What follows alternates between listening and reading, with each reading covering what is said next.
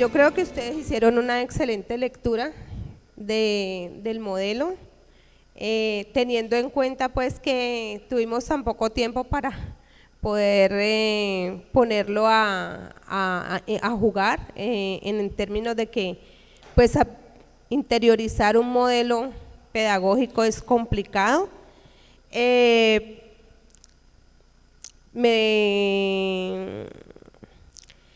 Digamos que me es grato, me llama mucho la atención, pero me es muy grato saber que lograron colocar dos elementos básicos que atraviesa el modelo en toda, desde principio a fin, que son habilidades para la vida.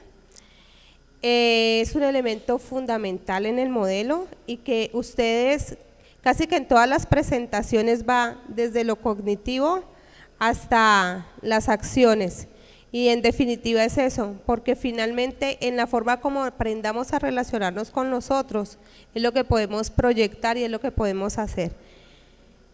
También resalto mucho, uno de los grupos habló de la resiliencia y es algo que me parece fundamental porque muy pocos modelos tocan este cuento de la resiliencia. Y es muy importante porque la resiliencia nos habla de que a pesar de los embates que nos dé la vida, ¿sí? Tenemos la posibilidad de hacerle frente y a pesar de estar en el piso, volvernos a parar.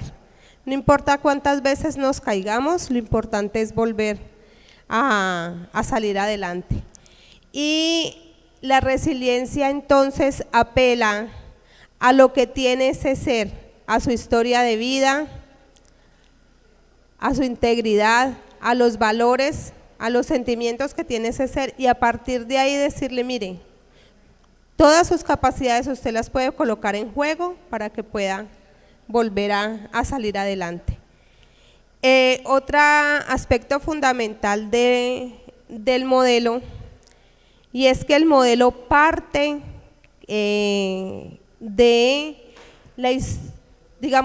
parte de la historia de vida, de las propias capacidades del individuo, del contexto en el que el individuo se mueve.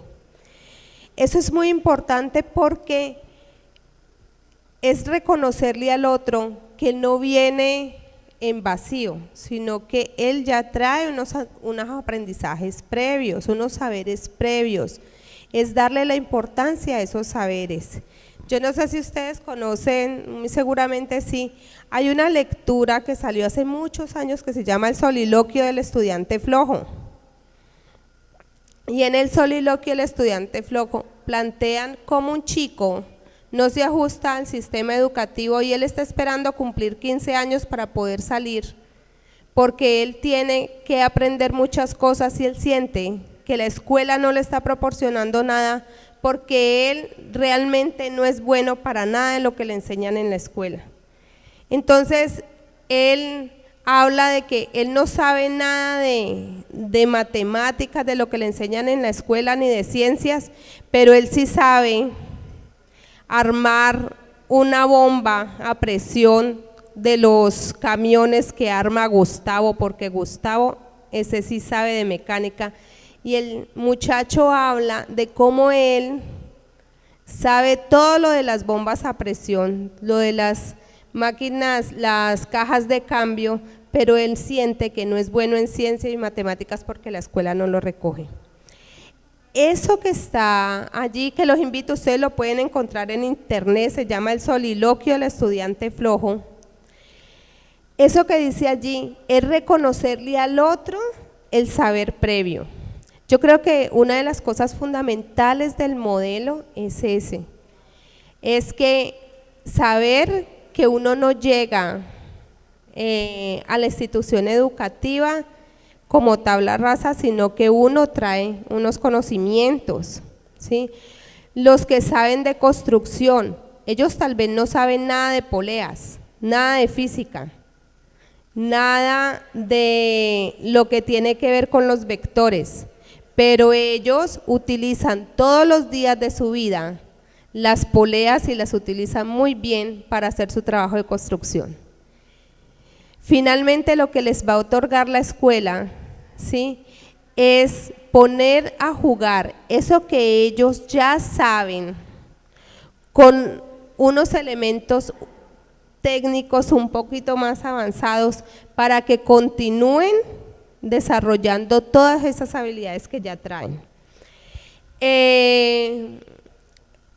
Otro elemento de que, bueno, no salió allí, pero que sí se trabajó durante la mañana, fue la parte de flexibilidad, ¿no? Y la flexibilidad no está, no, primero, ser flexible no quiere decir que esté suelto o a la deriva. La flexibilidad está en el hecho de que parte primero de unos conocimientos previos. Segundo, parte de la misma dinámica que el individuo trae, ¿sí?, de su contexto, de su historia de vida. Y tercero, que el individuo puede llegar allí a cualquier momento y como va a su propio ritmo, puede ajustarse perfectamente. ¿Que es un trabajo mucho más duro y dispendioso para el docente? Claro, porque no permite homogeneizar a todos como la escuela regular hace en la clase.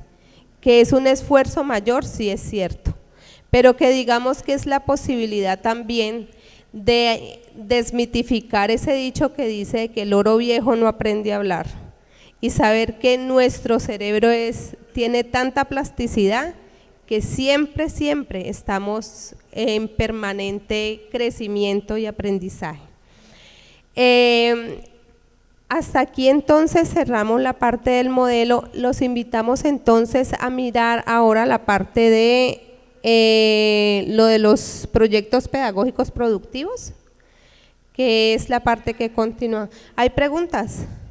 La pregunta concreta es cómo se va a tratar de fortalecer el tema de pruebas saber a esos estudiantes de, bueno, digamos que en ese momento decirte que pues que los estudiantes que ya venían lo vamos a fortalecer, digamos, en el resto de tiempo que queda, es difícil, pero sí tenemos contemplado una parte de, digamos, dentro de las capacitaciones que se les van a ir haciendo y los acompañamientos a los docentes, de fortalecer ese tema de pruebas saber. ¿En función de qué? Hay unas herramientas que son, digamos, los resultados que, pues, digamos, vienen trayendo ya a los estudiantes, que en el caso de la nocturna sería difícil aplicarlo porque los estudiantes de la nocturna no se vienen valorando en eso, pero sí en el tipo de preguntas y el esquema que plantea las pruebas saber.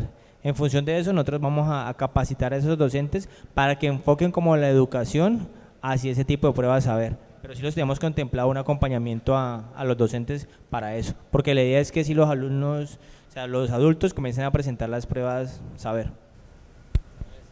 Frente al tema de pruebas saber, la idea es que en el plan de capacitación que hay para los docentes, que lo contempla el mismo modelo, hay una parte que aparece la evaluación en dos sentidos. El sentido de la evaluación que trae el modelo para los estudiantes y para el docente que ejecuta el modelo o lo orienta o se va a facilitar el proceso de desarrollo, y la parte de evaluación donde dice cómo retroalimentar los resultados de las pruebas IFES en las instituciones. Ahí es donde se va a hacer el plan de capacitación a los docentes en el tipo de preguntas y en las claves que maneja el ICFES, porque hay una parte que tiene que ver con las claves, la clave del descarte, o sea, enseñarles los TICs a los docentes para que se haga ejercitación. El proceso de los simulacros, pues ustedes saben que uno como institución, los rectores son los que hacen su plan, y en su plan de inversiones donde programa las pruebas de tipo externo a las que hace el ministerio. Entonces la idea es fomentar esa parte y mirar a ver al próximo año cómo nosotros entramos a apoyar la parte, pero en lo que tiene que ver entrenamiento, porque eso es un entrenamiento a los tipos de preguntas del ICFES y a las claves que se pueden manejar. Hay una parte en el convenio donde lo vamos a manejar. Evaluación, dice evaluación, segunda parte. Y ya para ir cerrando. Muy buenas tardes para todos y para todas. Mi nombre es Yamid Bejarano, hago parte de la Fundación Nuevo Horizonte y también estamos en el marco de los convenios que se han establecido con la Gobernación del Valle, pero este es específicamente para fortalecer el tema de los proyectos pedagógicos productivos. En los municipios, pues en el marco de los planes de educación rural, que es como el nuevo lineamiento que tiene el gobierno, bueno, no es tan nuevo, pero es el lineamiento que tiene el gobierno nacional para las instituciones educativas rurales o las que tienen sedes rurales. La idea es que puedan aterrizar mucho más el contexto.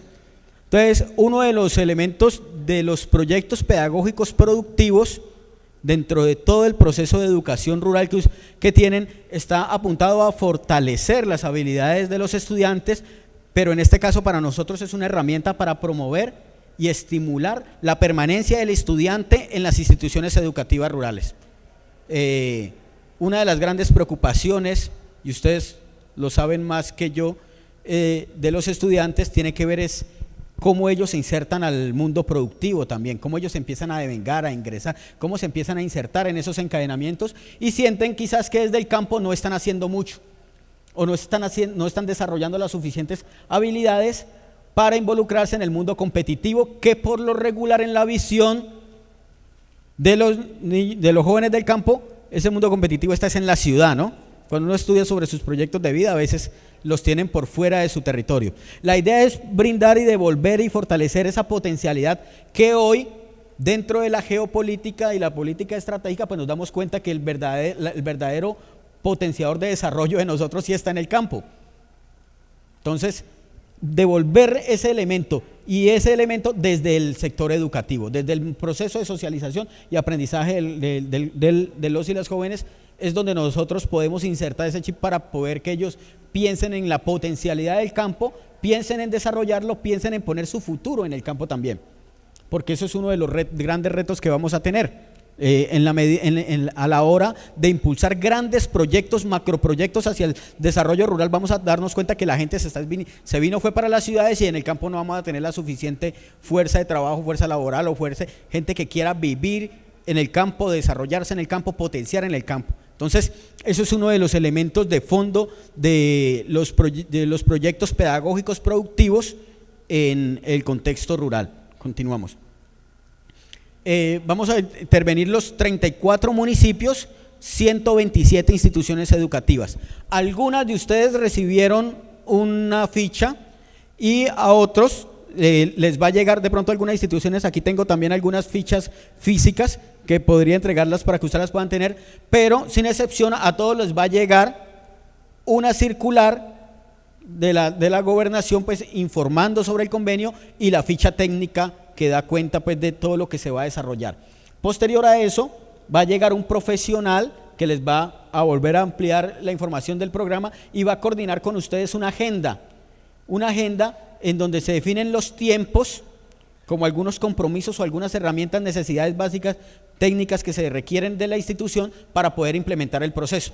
Entonces, por ejemplo, uno de los primeros puntos es el diagnóstico y hay una información que se requiere del diagnóstico, alguna que tiene ya la institución educativa y otra que se produce producto de la observación del profesional, ya sea en el área agroindustrial o pecuaria o en el área de la agricultura, en el caso de las instituciones con especialidad, y otras que se identifiquen porque no todas las instituciones educativas rurales tienen especialidad. Entonces esas las vamos a caracterizar y las vamos a identificar. Continuamos. Pues ahí tenemos los municipios, pasemos a la otra, antes. La primera caracterización que nosotros tenemos es que 43 de las 127 instituciones educativas tienen una especialidad definida y ya tienen un diagnóstico frente a esa área. Entonces, que ya son agroambiental y cultural, agroecológica, agroempresarial, agropecuaria o agropecuaria y ambiental o de promoción social. Y hay 127 instituciones que no tienen definida una especialidad, por muchos aspectos, porque hay instituciones educativas que tienen grandes extensiones de territorio y hay unas que aún siendo rurales no tienen territorio, no tienen terreno para poder implementar. Entonces, eso va a ser un determinante para ver el modelo de proyecto productivo pedagógico que puede impulsar. Más o menos esa es, digámoslo así, como el primer análisis. Al final vamos a tener 127 instituciones educativas diagnosticadas unas con proyectos pedagógicos productivos muy fuertes y otros con proyectos pedagógicos en potencia. Digámoslo así, que es lo que hacia dónde se orientaría la institución. Continuamos. El proceso consiste en desarrollar 8 puntos que lo llamamos así, los elementos que podrían tener un modelo de intervención orientado al a construir un modelo de desarrollo rural educativo. Ese modelo de desarrollo educativo rural parte de un diagnóstico de las instituciones educativas, parte también de reactivar la mesa de educación rural en el Valle del Cauca, una mesa que se piense lo que podría ser una política de educación rural para el Valle, y de hecho en esa agenda está la mesa, un plan de fortalecimiento de los proyectos pedagógicos productivos de las instituciones educativas, formación y asesoría en el tema de las AFAs, de las asociaciones de futuros agricultores, digamos, fortalecerlas, porque después de tener un proyecto productivo que nos está pidiendo, que digámoslo así, que está escalando, lo que necesita es otro actor que le permita salir a desarrollar los procesos de comercialización y de impulso de esa línea productiva, porque esa no es la función de las instituciones educativas. Entonces, lo decíamos claramente que hay una diferencia entre que las instituciones educativas se vuelvan empresas a que los estudiantes se vuelvan empresarios.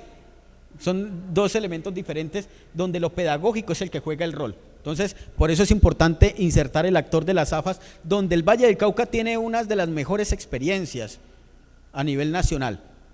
Quizás no es el más desarrollado en este momento, pero sí tiene algunas de las mejores experiencias en asociaciones de futuros agricultores. Todos esos 4 elementos hasta ahora, hay un elemento clave de, digámoslo así, de proyección, y es que eso tiene funcionalidad si eso se inserta a los PEI y a los PER, porque esas son las columnas vertebrales de la institución educativa. Entonces, toda esa potencialidad hay que insertarla para que pueda, cuando uno evalúe los proyectos educativos de las instituciones, pues se pueda ver todo ese tipo de ejercicios, innovaciones y esfuerzos que hacen rectores, docentes y directivos docentes en función de mantener digámoslo así, esas experiencias. Hay un piloto, digámoslo así, que estos 3 elementos ya son de fortalecimiento de estos 5 elementos anteriores, que es hay un piloto de parcelas con cultivos biofortificados. Ese modelo de parcelas con cultivos biofortificados es un modelo que se viene concertando con el CIAT. El CIAT ya tiene un modelo para esos cultivos. Lo que vamos a aprovechar es que durante el diagnóstico vamos a identificar 5 instituciones que cumplan con los criterios que tiene el CIAT para implementar el piloto. Y posteriormente ir mirando si puede servir como modelo, digamos así, de proyecto pedagógico productivo que se puede implementar en la mayor cantidad de instituciones educativas que se proyecten. ¿Por qué nos interesa ese modelo de cultivos biofortificados? Porque ese modelo está inscrito, digámoslo así, está inscrito dentro de los modelos válidos para implementar la Política Nacional de Seguridad Alimentaria. Y dentro de la Política de Seguridad Alimentaria hay unos actores principales: primera infancia, infancia y adolescencia. O sea, si hay que nutrir en el valle o en el país, ¿cuál es la primera población a la cual hay que nutrir? Entonces la política dice, lo primero que hay que nutrir es la primera infancia, la infancia y la adolescencia, y esa es la población del sector educativo. Entonces es allí donde nosotros tendríamos que impulsar estrategias de desarrollo que se logren articular. Tendríamos la capacitación de buenas prácticas alimenticias, que está a la par, digámoslo así, de esos modelos, y tiene que ver es cómo nos nutrimos con lo que tenemos. Parece sencillo, pero a veces, aún teniendo todos, digámoslo así, los nutrientes, todos los alimentos necesarios, cuando preparamos, no preparamos de manera balanceada. A veces comemos solo harinas, o a veces comemos digamos, solo azúcares. Entonces, ¿cómo generar dietas alimenticias con lo que nosotros tenemos convencionalmente para comer, y cómo vamos insertando ese proceso? Nosotros somos uno de los países que menos introducimos las frutas y las verduras en nuestra alimentación diaria. O sea, un plato de almuerzo de nosotros muchas veces no contiene frutas y verduras. Y hay muchas dietas que sí los podrían tener de manera práctica. Sí, entonces somos uno de los países y eso tiene un impacto. Y resulta que nosotros somos uno de los países con mayor potencialidad para producir frutas y verduras. El norte del valle, por ejemplo, es una zona frutícola excepcional y a veces es lo que nosotros menos consumimos. Entonces eso es un elemento como interesante para mirar y potenciar. Y el último es que vamos a hacer un foro y una feria educativa. El foro orientado a abrir la discusión frente a lo que es el modelo de desarrollo de educación rural para el Valle del Cauca. ¿Cuáles serían esos elementos de una política pública de educación rural que ya en el caso de la MERVA, que venía siendo coordinada por FECOP, pero que ahora va a ser coordinada por la Secretaría directamente, por la Secretaría Departamental, pues cómo se retoman todo ese acervo de los últimos 4 años de trabajo y cómo se pone en función de un plan estratégico para estos próximos 4 años que se vienen, ¿no? Eso es como algunos elementos del foro, entre otros que empecemos a concertar, y la feria como el escenario donde nosotros podemos mostrar todo lo que hacemos, mostrárselo a otros que pueden ser nuestros socios, nuestros aliados potenciales, para llevar cada vez mucha más oferta de bienes y servicios al campo. ¿Por qué desde el sector educativo? Porque, y quizás ustedes tienen una respuesta, tienen el impacto muy claro, pero es porque a veces la institución educativa es la única representación del Estado en territorio. A veces el rector es el alcalde, finalmente es la única persona que está ahí, al que la gente ve, al que la gente le consulta. Muchas veces ustedes tienen que escuchar de todo, o sea, ellos vienen por su hijo, pero también terminan hablando del CISBEN, terminan hablando de que no llegaron de los beneficios, de que el programa de Familias en Acción no está. Entonces se empiezan a dar cuenta, eso quiere decir de que la gente, el único reflejo institucional que tiene de ese proceso, donde tiene para ir a quejarse es la institución educativa, porque quizás es el que la escucha. Entonces ese es un arma de doble filo. Primero los confronta, los afecta, digamos así, los atosiga de muchas cosas, pero también significa que es un potencializador de desarrollo. Una institución educativa bien fortalecida puede ampliar todo el radio de mejoramiento de la calidad de vida dentro de las poblaciones.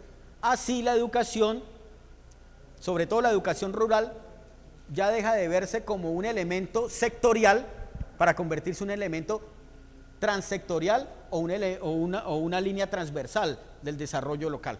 Entonces, eso es como elementos de discusión, digámoslo así, que traen a colación la implementación del modelo del trabajo. Y bueno, es ambicioso.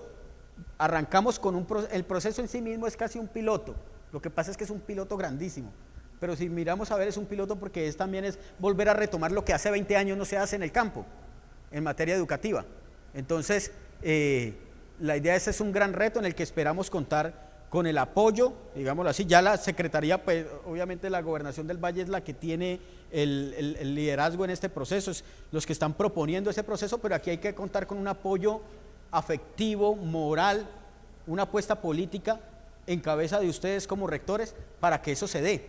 Sabemos que eso es real, o sea, a veces viene una política nacional, pero a veces depende de nosotros en los territorios de que eso se dé o no se dé, por X o Y razón, por X o Y conflictos que pueda tener conflicto en territorio. Entonces, le estamos, digámosle así, en buena fe estamos apostando a esa propuesta y bueno, yo creo que este es un comercial un poco amplio para ese tema porque ya posteriormente el proyecto va a tener unos espacios para discutirlo de manera más específica.